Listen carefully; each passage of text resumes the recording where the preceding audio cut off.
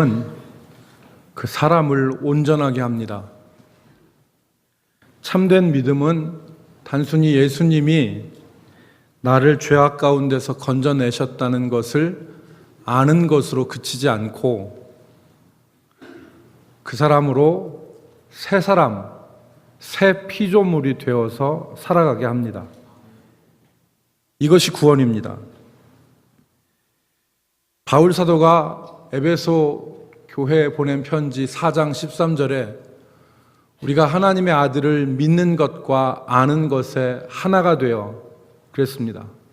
여기서 하나님의 아들을 아는 것은 지적인 것이고 하나님의 아들을 믿는 것은 삶의 실천적인 부분입니다. 그러니까 온전한 믿음은 단지 하나님을 아는 지식으로만 구원을 생각하지 않고 하나님을 아는 것과 믿는 것에 하나가 되어 온전한 사람으로 나아가는 것입니다. 우리가 지금 성경을 보고 있는데 성경이 그것을 우리에게 깨닫게 합니다. 하나님은 아브라함을 저 우상숭배지였던 갈대아 우르에서 이끌어내시고 그리고 약속의 땅으로 인도하시는데 그 과정 가운데서 아브라함을 온전하게 만들어 가십니다. 이스라엘 백성이 애굽 땅 종되었던 곳에서 신음하였을 때 하나님은 이스라엘 백성들을 애굽 땅에서 10가지 재앙으로 바로를 꺾으시고 그들을 애굽 땅에서 건져내셨는데 약속의 땅으로 가는 그 과정 가운데서 하나님은 그들을 훈련시키시고 온전케 나가십니다. 우리는 그것을 성경을 통해서 볼 수 있습니다. 여러분, 성경이 기록되어진 것은 아무 목적 없이 기록된 것이 아닙니다. 성경은 성경의 기록 목적을 여러 군데서 밝히고 있는데 그 중에 정말 중요한 한 가지가 바로 우리의 구원을 알게 하고 구원에 이르는 지혜가 우리에게 있도록 하기 위해서 성경이 기록된 것입니다. 디모데후서 3장 15절 말씀해 보니까 또 어려서부터 성경을 알았나니 성경은 너로 하여금 능히 예수 그리스도 안에 있는 믿음으로 말미암아 구원에 이르는 지혜가 있게 하느니라 그랬습니다. 우리는 이 성경을 통해서 내가 어떻게 구원받았구나, 내가 어떻게 하나님의 구원 가운데 내가 있는구나, 이 사실을 깨달아 알게 하는 유익이 있습니다.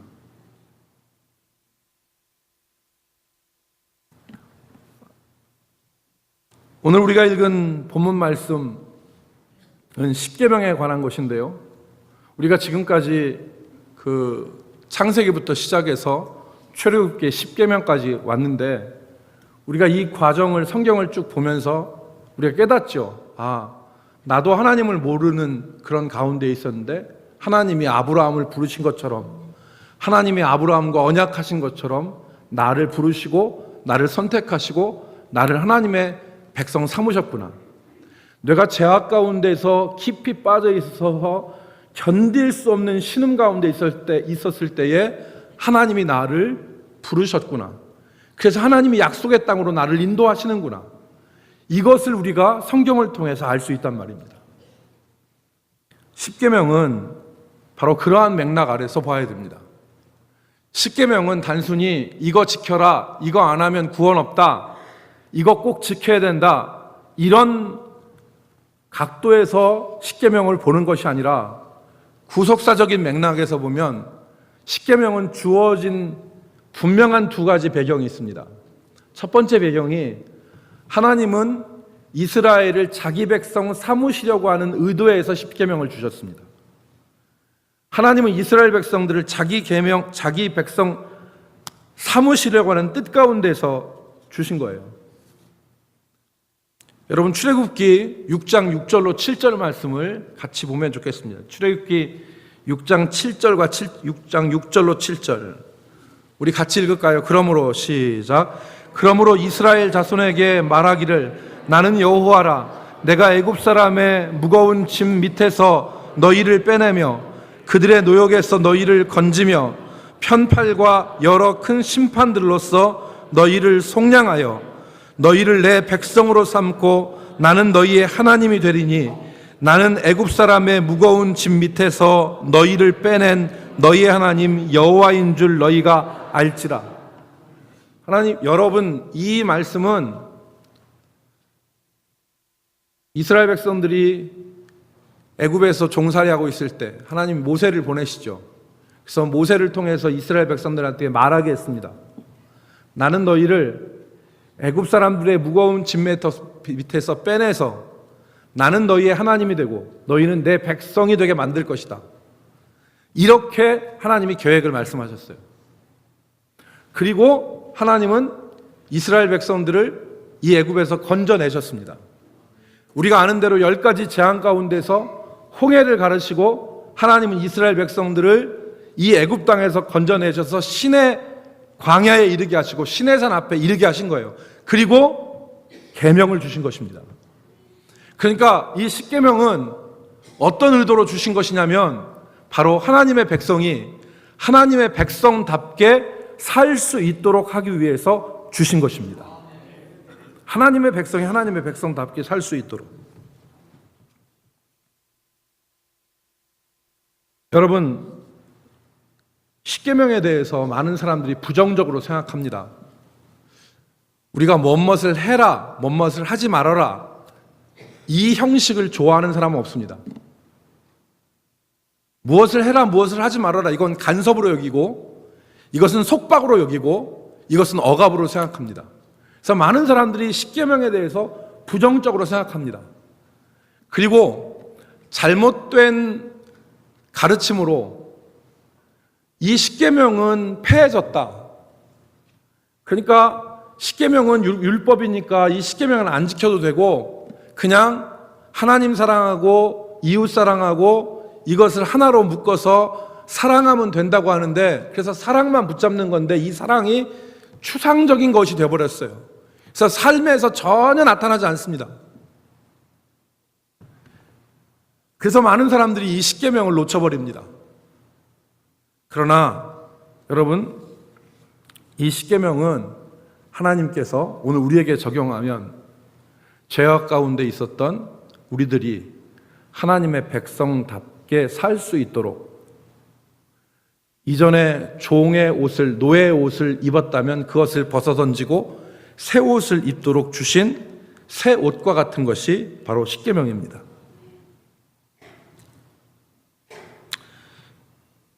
여러분, 생각해 보십시오. 이스라엘 백성들이 애굽에서 400년 동안 종살이를 했습니다. 430년이라고 성경에 말씀하기도 하는데 어쨌든 400년 이상의 기간을 종살이를 했습니다. 우리가 일본의 지배를 받은 것이 36년입니다. 1910년에 한일합방이 되고 45년에 해방이 되니까 36년 동안 우리가 일제 지배를 받았습니다. 36년 동안 지배를 받은 그 지배 영향력이 오늘날까지 우리에게 남아 있습니다. 그 잔재가. 그러니까 우리는 일제의 지배 잔재가 지금까지도 남아 있잖아요. 36년 동안 지배를 받았는데. 그러니까 우리가 그 바스켓을 우리는 지금도 바켓이라고 부릅니다.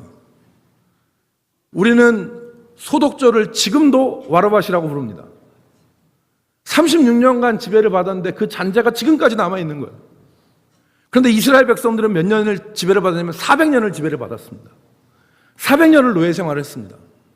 그러니까 그들의 삶에 얼마나 많이 애굽적 요소가 침투해 있었겠습니까? 믿음에 관련돼서 바라보면 애굽에 수많은 신들이 있잖아요. 애굽의 으뜸신은, 애굽은 그냥 단일신을 섬기는 민족이 아닙니다. 애굽은 다신교 사회였죠. 으뜸이 태양신 라입니다. 라. 태양신 라를 비롯해서 애굽 강을 다스리는 신, 개구리를 다스리는 신, 홍수를 다스리는 신, 심지어는 이와 파리를 다스리는 신, 다 신들이 있었어요. 그 신들의 영향을 이 이스라엘 백성들이 노예 생활하면서 직간접적으로 받아들이지 않았겠습니까?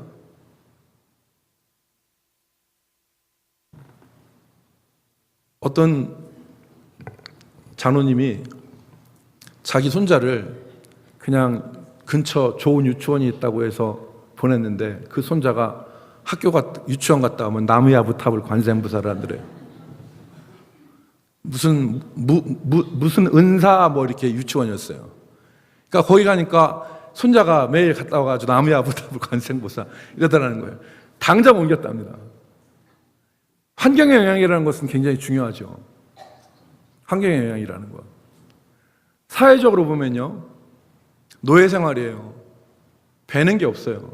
여러분 2차 세계대전 당시 때 유태인들을 그 독일군이 200만 명을 학살하지 않았습니까? 그런데 그때 포로 수용소로 이동하는 그 유대인들한테 며칠을 굶기고 그 열차 위에서 빵을 하나 집어 던져줬더니 위아래가 없더라는 거예요. 아버지가 빵을 집었는데 아들이 아버지를 때리고 그 빵을 뺏어 먹었답니다.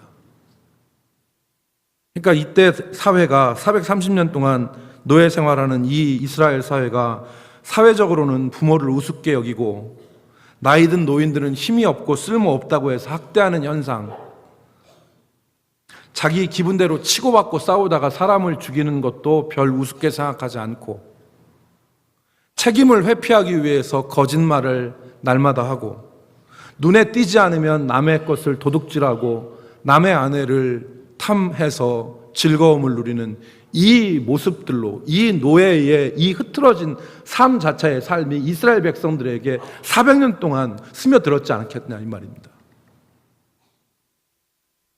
그때 하나님은 그들을 애굽에서 건져내시고 하나님의 약속으로 땅으로 가는 그 도중에 하나님이 십계명을 주신 거예요. 나는 너희의 하나님이 되고 너희는 내 백성이 될 것이다. 그리고 내 백성으로 살아가는 모습은 이러한 것이다 라고 해서 하나님이 계명을 주신 것입니다. 그러니까 십계명은 하나님의 백성으로서 살아가는 데 있어서 하나님의 백성의 삶의 모습이 어떠해야 되는 것인가를 우리에게 가르치시는 하나님의 말씀입니다. 마찬가지입니다. 오늘 우리들도 기독교인들, 우리가 예수 믿고 하나님의 자녀가 되어서 이 땅을 살아가는데 이 땅에서 우리가 다른 많은 것들보다 하나님이 주신 이 10가지 계명, 이것을 지키는 것, 이것이 우리의 삶을 보호하는 것입니다. 우리의 삶을 신자답게 만드는 것입니다. 그래서 카톨릭 신학자 안셀름 그린이라는 사람은 이 십계명이 우리를 구속하는 10가지 족쇄가 아니라 우리의 인생을 떠받치는 10가지 기둥이다라고 얘기했습니다. 그러니까 이 계명을 지킬 때, 그러니까 도둑질하지 않고 거짓말하지 않고 간음하지 않고 거짓 증거하지 않고 부모 공경하고 하나님 섬기고 하는 이 계명들이 우리의 인생의 족쇄가 아니라 우리의 인생을 떠받치는 기둥과 같은 것이다. 믿으시면 아멘 합시다.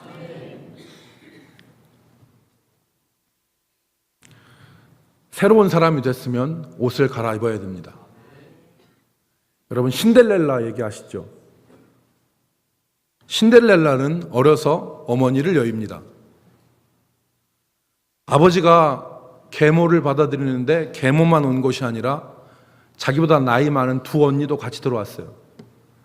그런데 이 계모와 이 두 언니가 못 돼서 신데렐라를 얼마나 구박하는지 몰라요. 집안의 일은 다 신데렐라가 합니다. 근데 아버지는 새엄마한테 빠져서 그런지 자기 딸 신데렐라를 보호하지 못해요. 누구도 신데렐라를 보호해 주잖아요.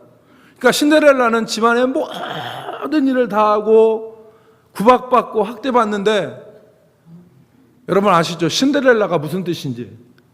신데렐라는 재투성이라는 말입니다. 재투성이.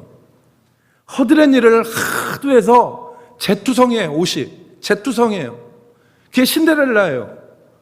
그런데 반전이 일어나지 않습니까? 왕궁에서 무도회가 있는데 신데렐라가 어찌어찌해서 그 무도회에 참석을 했어요. 그리고 왕자가 이 신데렐라를 좋아합니다. 12시가 되니까 신데렐라가 급히 왔잖아요. 뭐가 남았어요? 유리구두가 남았어요. 왕자가 유리구두를 가지고서 전국에 다니면서 이 자기가 마음에 들었던 신데렐라를 찾습니다. 결국 찾아요. 그리고서 신데렐라를 왕궁으로 부르지 않습니까? 그래서 자기의 아내로 삼는데 신데렐라를 왕궁으로 부를 때 그대로 부르지 않았어요. 신데렐라의 잿투성이의 옷을 벗고 준비한 새 드레스를 입혀서 왕궁으로 데려옵니다. 여러분, 십계명은 그런 거예요. 우리가 죄악 가운데서 잿투성이로 사는데 그게 아니다. 너희들의 살아갈 모습은 이것이고 입어야 될 새 옷은 이것이다 라고 해서 주신 것이 바로 십계명인 것입니다. 그러므로 우리 모든 성도들이 이 십계명을 기억하고 지키며 살아갈 수 있기를 주의 이름으로 축복합니다. 오늘날 많은 사람들이 잘못된 가르침을 따라서 믿음의 변질을 가지고 옵니다. 잘못된 가르침은 이거예요. 예수 믿고 구원받기만 하면 돼. 예수 믿고 구원받으면 돼. 예수 믿고 구원받았으니 내가 예수 믿고 예수님 믿는다고 내가 고백했으니까 내가 거짓말하고 내가 간음하고 내가 도둑질하고 내가 부모 공경하지 않아도 지옥 안 가. 지옥 안 가는 데는 문제 없어. 이렇게 생각하는 생각이 퍼져 있습니다. 근데 이건 성경이 아니에요. 하나님의 뜻이 아닙니다. 여러분 잘 생각하십시오. 예수님은 율법을 폐하러 오신 것이 아니라 율법을 온전하게 하러 오셨다 그랬어요. 율법을 폐한다는 얘기는 왜 나왔느냐? 구약에 있는 율법에는 세 종류의 율법이 있어요. 첫 번째로는 의식법이라는 것이 있습니다. 속죄제사는 어떻게 해야 되고, 속건제사는, 번제는, 화목제는 어떻게 드려라. 동물을 잡아서 피를 흘려가지고 이렇게 드리고 전체를 다 태우는 것은 번제다. 그리고 하나님의 언약궤를 옮길 때 그 언약궤는 손으로 드는 것이 아니라 고리에다가 긴 채를 껴서 반드시 매서 옮겨라. 이런 것들이 의식법이에요. 그런데 그것은 그림자인데 본체이신 예수님이 오심으로 이 그림자인 의식법은 다 사라졌어요. 폐해졌어요. 지금 더 이상 그 번제, 속죄제 드리는 거 우리에게 안 남아 있습니다. 두 번째가 무슨 법이냐면 시민법이에요. 하나님이 당시 이스라엘 사회를 유지시키기 위해서 도둑질한 사람은 4배로 갚으라. 또 소나 양을 잃어버렸을 때는 어떻게 해라. 이런 조직, 시민법이, 정치법이 그 당시에 있었는데 이것도 폐해졌어요. 마지막 남은 것이 바로 뭐냐면 도덕법이에요. 간음하지 말아라, 살인하지 말아라, 도둑질하지 말아라. 이것들은 온전한 실체이신 그리스도 안에서 더욱더 온전하게 우리 가운데서 지켜져야 되는 것입니다. 그러므로 여러분, 이 하나님의 말씀 안에서 우리의 생명과 우리의 자유가 있습니다. 죄의 종로로 타던 인생이 자유함을 누리는 것은 하나님의 말씀 가운데 있습니다. 시편 107편 10절과 11절 말씀을 우리 같이 읽겠습니다. 시편 107편 10절 11절인데 사람이 흑암과 사망의 그늘에 앉으며 곤고와 쇠사슬에 매임은 하나님의 말씀을 거역하며 지존자의 뜻을 멸시함이라. 사람이 흑암과 사망의 그늘에 앉으며 곤고와 쇠사슬에 매임은 하나님의 말씀을 거역하며 지존자의 뜻을 멸시하기 때문이라 그랬습니다. 오늘 이 말씀을 하나님께서 우리에게 새 옷으로 주신 이 계명들을 붙잡고 지키며 나갈 수 있는 우리 성도들이 될 수 있기를 주의 이름으로 축복합니다. 두 번째는 우리가 이 십계명을 알아보도록 하겠습니다. 십계명이 주어진 배경과 십계명이 주어진 목적이 무엇이냐를 우리가 첫 번째 살펴봤는데, 우리가 두 번째 살펴볼 것은 십계명의 실제 내용입니다. 여러분이 다 아시다시피 1계명부터 4계명까지는 하나님에 대한 계명이고 5계명부터 10계명까지는 이웃에 대한 계명이라는 것을 우리가 압니다. 오늘 우리가 다룬 본문은 하나님에 대한 계명입니다. 제1계명이 나 외에 다른 신을 두지 말라. 2계명이 우상을 만들어서 절하거나 섬기지 말아라. 세 번째 계명이 여호와의 이름을 망령되게 부르지 말아라. 네 번째 계명이 안식일을 기억하여서 거룩하게 지키라. 이것입니다. 1계명부터 4계명은 한마디로 얘기하면 하나님을 사랑하라는 말입니다. 하나님을 사랑하라. 다른 것 보지 말고 의지하지 말고 하나님을 사랑하라. 그래서 간략하게 보면 나 외에 다른 신을 두지 말라, 이 말은 세상의 헛된 것들과 세상의 헛된 것들을 섬기지 말고 하나님을 섬겨라, 그 뜻입니다. 예배의 대상, 바로 섬길 대상이 누구냐, 우리가 의지하고 섬길 대상이 누구냐 하는 것을 분명하게 규정합니다. 두 번째, 우상을 만들지 말고 절하지 말라는 무슨 뜻이냐면 하나님을 섬기되 바르게 섬기고 바르게 예배하라는 뜻입니다. 세 번째, 망령되게 하나님을 부르지 말라는 말씀은 하나님을 섬기는 데 있어서 바른 태도와 자세를 가지고 하나님 앞에 나아가라는 얘기입니다. 네 번째, 안식일을 기억하여 거룩하게 지키라는 것은 하나님과의 관계를 굳건하게 하라는 말씀입니다.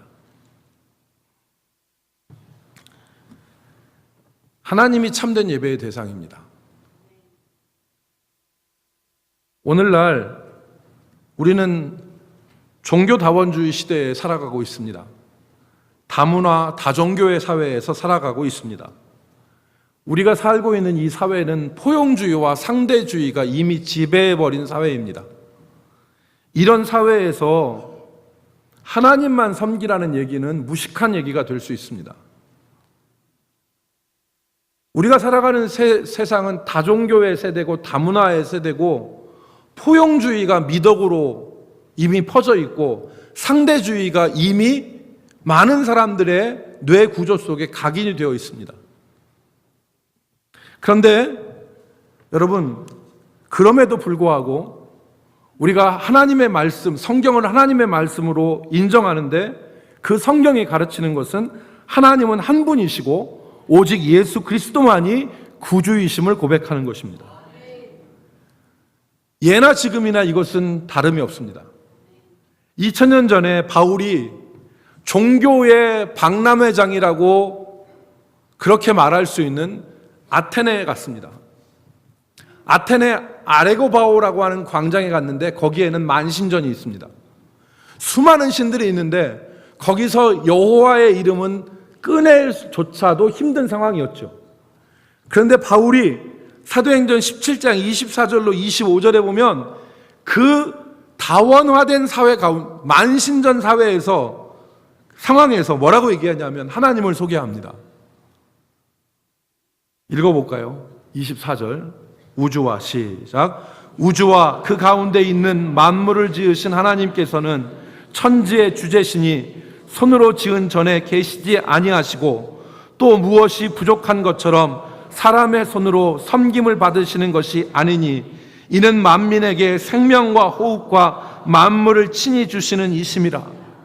바울은 분명하게 얘기합니다. 하나님이 우주와 그 가운데 있는 만물을 창조하신 하나님이시다. 창조주이시다. 그 하나님은 누구의 섬김을 받지 않으신다. 세 번째, 그 하나님은 모든 만물에게 생명과 호흡과 만물을 친히 주시는 하나님이다. 정리를 해버렸어요. 이 하나님만 섬겨야 돼요. 이 하나님만 예배하는 것이 1계명의 뜻입니다. 나 외에 다른 신을 두지 말아라. 두 번째, 우상을 섬기지 말라는 얘기는 바르게 섬기라는 것입니다. 내 뜻과 내 마음대로 섬기지 말고 내가 좋아하는 대로 섬기지 말고 하나님의 말씀대로 섬겨라. 여러분, 모세가 시내산에 올라갔을 때 모세가 안 내려오니까 아론과 밑에 있는 백성들이 모세가 더디 오는 것을 보고 아우성을 쳤습니다. 불안하니까 우리를 위하여서 신을 만들라. 그래서 만든 것이 무엇입니까? 금송아지입니다. 다 녹여서 금송아지를 만들었는데 그 아론과 이스라엘 백성들이 그 금송아지 앞에서 먹고 뛰놀며 제사하면서 이것이 다른 신, 우상 숭배한다고 말하지 않았습니다. 이게 여호와라 그랬습니다. 이게 너희를 애굽 땅에서 인도한 여호와다. 그들은 금송아지를 섬기면서 여호와를 섬긴 것이라고 그랬습니다. 오늘 우리도 그럴 수 있죠. 오늘 우리는 우리가 좋아하는 대로, 우리가 눈에 확인할 수 있는 대로, 우리가 상상하는 그런 대로, 우리가 좋아하는 대로 하나님을 섬길 수 있습니다. 그런데 그렇게 하지 말라는 얘기입니다. 세 번째는 여호와 앞에 이름을 망령되이 일컫지 말라는 얘기는 바른 자세로 섬기라는 것입니다. 바른 자세로, 바른 마음으로, 하나님을 경외함 없이 교만한 마음으로 하나님을 섬기지 말라는 얘기입니다. 불신앙으로 하나님을 섬기지 말라는 얘기입니다.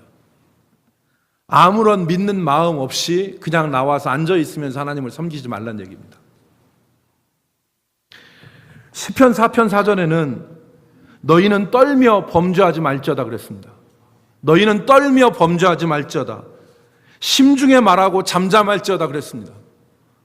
하나님을 섬기는 데 있어서 교만함을 가지고 와서 자기가 하나님이 된 것처럼 섬기는 사람들이 많이 있습니다. 여호와 이름을 망령되게 부르는 것입니다. 하나님을 경외함 없이 하나님 앞에 나오고 하나님에 대한 아무런 믿음 없이 불신앙으로 하나님 앞에 나와서 예배하는 것, 여호와 이름을 망령되게 부르는 것입니다. 여호와 이름을 망령되게 부르지 말라는 것은 하나님 앞에 나오는 자세와 태도를 말하는 것입니다.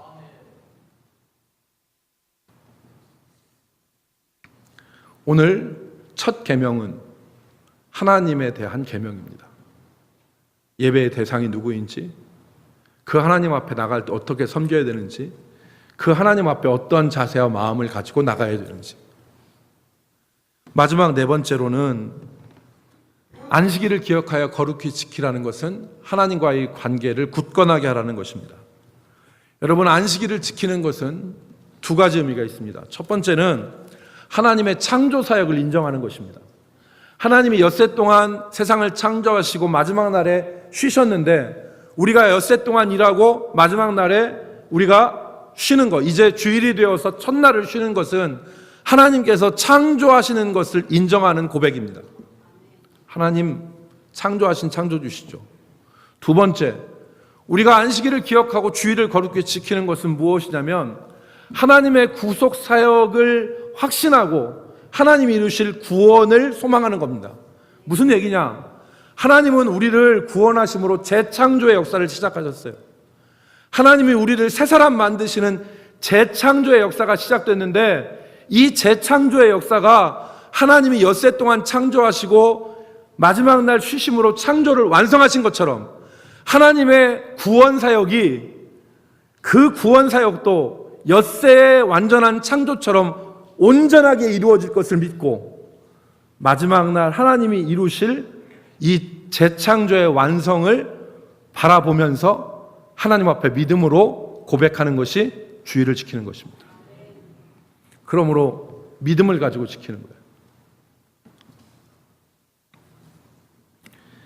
그래서 유대인 신학자 아브라함 헷셀 요수아는 이렇게 말했습니다. 안식일을 시간의 지성소라고 말했습니다. 시간의 지성소. 성전에 있어서 가장 거룩한 곳이 지성소라면 우리의 일주일의 시간 가운데서 가장 거룩한 곳은 이 안식일이다.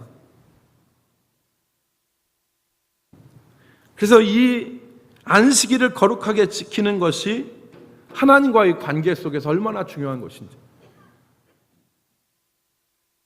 여러분, 출애굽기 31장 12절 13절을 말씀해 보면 하나님이 안식일에 대해서 한번 다시 말씀하십니다. 출애굽기 31장 12절 13절입니까? 여호와께서 모세에게 말씀하여 이르시되 너는 이스라엘 자손에게 말하여 이르기를 너희는 나의 안식일을 지키라. 이는 나와 너희 사이에 너희 대대의 표징이니 나는 너희를 거룩하게 하는 여호와인 줄을 너희가 알게 함이라. 하나님이 이 안식일을 지키는 것이 너희와 나 사이의 표징이라 그랬어요. 오집사님, 서집사님, 둘이 어떤 관계입니까? 둘이 어떤 관계세요? 부부죠. 결혼하셨죠. 결혼할 때 서로 반지 줬습니까? 안 줬습니까? 반지 줬죠. 두 사람이 부부예요. 근데 두 사람이 부부인데 우리가 부부가 서로 이제 결혼해서 우리는 부부다라고 하는데 그 부부의 서약을 표시한 것이 언약에 표시해 주는 게 반지잖아요. 여기 징표란 말은 무슨 말이냐면, 표징이란 말은 무슨 말이냐면 겉으로 드러난 증거란 뜻입니다. 겉으로 드러난 증거. 하나님이 나의 하나님이 되고 내가 하나님의 백성이 되는 것에 겉으로 드러난 표징이 바로 무엇이냐? 안식일을 지키는 것이라는 거예요. 안식일을. 그러므로 하나님의 백성으로서 우리가 하나님과 관계를 굳건하게 하는 것은 바로 이 안식일을 지키는 것입니다. 그러므로 1년에 우리가 52주가 있는데 이 52주 하나님 앞에 안식일, 주일 지키기를 힘써야 됩니다. 그러니까 뭐 예를 들어서 결혼식 가고 여행 가고 어디 가고 하면서 이 주일을 우리가 그냥 다 마음대로 쓰고 그 중에 남는 한 10주, 한 20주 이렇게 나오는 것은 하나님 앞에서 이건 온전한 것이 아닙니다. 하나님 앞에서 우리가 이 허락하신 거룩한 날을 하나님과 우리 사이에 징표로 알아서 이 날을 온전히 하나님 앞에 나와 예배하는 것, 이것이 우리가 하나님께 드릴 우리의 삶의 자세입니다. 그러므로 여러분, 이 계명을 기억하십시다. 이 계명을 기억하고 우리가 하나님 앞에 많은 것은 할 수 없지만 하나님 우리에게 주신 이렇게 하라 하지 말라고 하는 이 계명들을 지켜서 하나님의 자녀다운 모습으로 살아갈 수 있기를 주의 이름으로 축복합니다. 그것이 우리를 지키는 울타리요, 그것이 우리의 인생을 떠받치는 기둥이요, 그것이 우리를 자유케 하는 하나님의 은혜라는 것을 기억하시길 바랍니다. 우리 모두에게 이런 은혜가 있기를 주의 이름으로 축복합니다. 기도하겠습니다.